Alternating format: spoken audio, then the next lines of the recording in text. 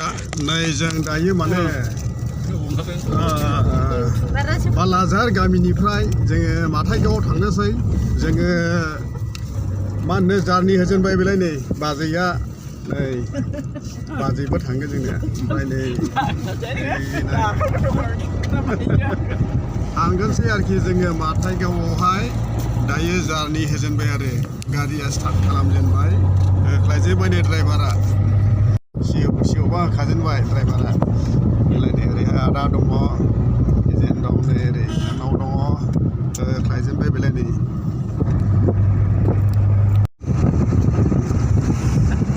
कारिगाव बारबाय लोगोफोर कारिगाव नै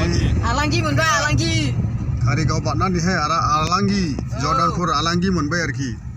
आलांगि मोनबाय आलांगि आरो जर्दानपुर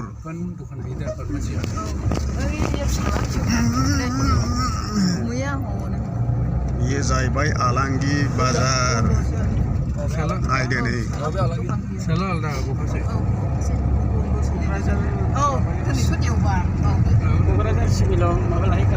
गेट मोनबाय नै बेलाय टल गेटनावहाय दानसे माने रिलेक्स खालामबाय आरो रिलेक्स खालामनानै दानदिसे बेवहाय टेक्स होबाय आरोखि टल गेटनावहाय थाथ'नांबाय दानदिसे उफाय गैया दानदिसे माने टल गेटनावहाय बेबायदि माने दानदिसे रिलेक्स खालामनांबाय ओमफ्राय जोङो माने फैसाखौ होनानै गेट पास होनानै जोङो थांफिननोसै आरो बेलाय नै जारनि होफिनसिगोन बेलाय दायो जोङो माथाइगावआवहाय थांगोन बिसौनि जों बार्थडे जानो होननानैहाय जोङो ओंखारबोबाय दायो जों माने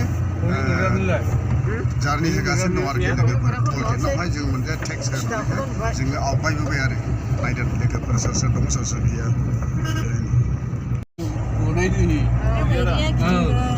बे गैया आरो गिदिं माखानो गैया खामो गैयाना